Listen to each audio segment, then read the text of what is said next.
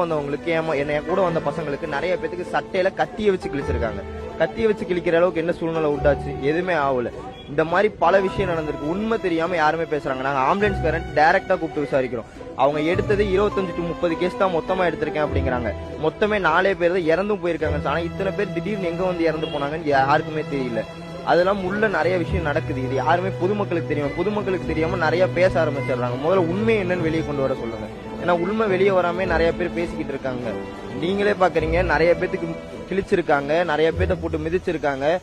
நிறைய விஷயம் உள்ள நடந்திருக்குது. எதுவுமே ஆம்புலன்ஸ் சும்மா நிறைய ஆம்புலன்ஸ் வந்திருக்கு. அதை பொதுமக்களே ஸ்டாப் பண்ணிருக்காங்க. பொதுமக்களே நிறுத்தி ஏன் சும்மா ஆம்புலன்ஸ் நீ கொண்டு வரதுக்கு அவங்க எதுவும் பேச மாட்டேங்கிறாங்கம்மா. கட்சி துண்டை போட்டு உள்ள வந்திருக்காங்க. இது என்ன ஏதுன்னு யாருக்குமே தெரிய மாட்டேங்குது. இதை முதல்ல கொண்டு வாங்க வெளியே. ஏன்னா வெளியே கொண்டு வராம பொதுமக்கள் நிறைய பேர் இது உண்மைன்னு நம்பிக்கிட்டு இருக்காங்க. அதனால இதை முதல்ல வெளியே கொண்டு வர சொல்ற காவல்துறைக்கு சரியான விசாரணை நீங்க எடுத்து என்ன பண்ண முடியுமோ அதை பண்ணுங்க. ஏன்னா எல்லாமே போயிட்டு போகட்டும். இது கட்சி மீட்டிங் மாநாடு இதெல்லாம் தவிர்த்துருங்க. ஒரு பொதுமக்கள் ஒரு ரசிகனை பார்க்க, ஒரு தலைவனை பார்க்க, ஒரு ரசிகனை பார்க்க வராங்க அப்படிங்கிறது தப்பு கிடையாது. ஆனா காவல்துறை எந்தவித சப்போர்ட்டுமே நமக்கு கொடுக்கல. மக்கள் மண்டிட்டு தான் உரிமை போயிடுனா எத்தனை நாளைக்கு மண்டிக்கிட்டே இருக்க முடியும்? அதை யாருமே புரிஞ்சுக்க மாட்டேங்கிறாங்க. கட்சின்னு பேசுறாங்க. கட்சியை விடுங்க. நீங்க அடிப்படை உரிமை எல்லாமே கிடைச்சிருச்சா? வந்து நிக்கிறதுக்கு ஒண்ணுமே கிடைக்கலையே. இந்த இடத்துல இத்தனாயிரம் பேர் இருந்தாங்க. போலீஸ் யாருமே ஒருத்தர் கூட உள்ள இல்லையே. எல்லாருமே அங்க முன்னாடியே ஸ்டாப் ஆயிட்டாங்களே. ஏன் ஸ்டாப் ஆனாங்க?